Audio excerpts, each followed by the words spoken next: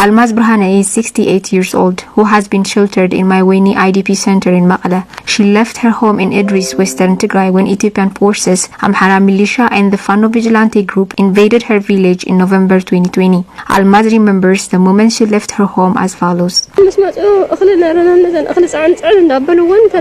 They came to my house and started taking away the grain I saved in my store. While they were doing that, I escaped through the back door. I'd nowhere to go but the street, and fortunately I found a tractor that was heading to Takaza. From there, I walked on foot to Shira. With the help of my neighbors, then I came to Maqla by car. Almaz says her journey to Maqla was a gruesome experience as she left her home empty-handed. I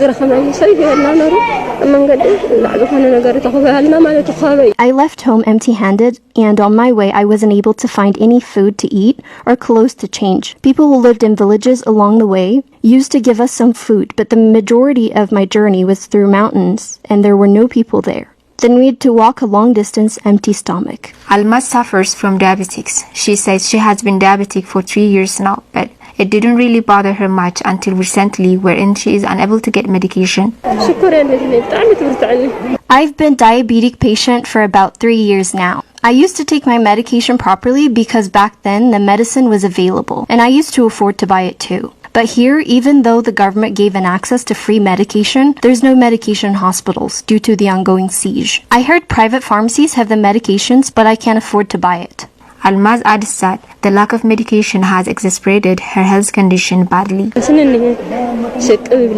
There was a time where I wasn't able to get any medication for 3 days, and I found myself in a more infuriated situation. I kept on vomiting, and I had a high fever during those days.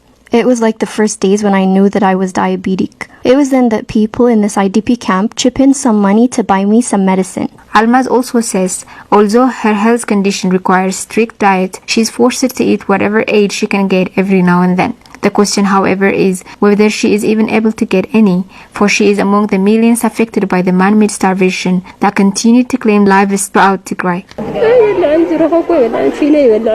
On top of my other problems, I can't even eat whatever I found due to my illness. I can't eat any wet or glucose-rich foods, but at the end of the day, when I'm desperately hungry, I take a bite of bread, and it ends even hurting me more. Every 3 or 4 months, we get 15 kilograms of wheat aid, and I try to exchange it with F, but that's not enough, as there's no one who would cook it for me. It wouldn't even make any difference, I just miss the old days. Almaz finally calls on the international community to take action to break the siege and allow the entrance of humanitarian assistance.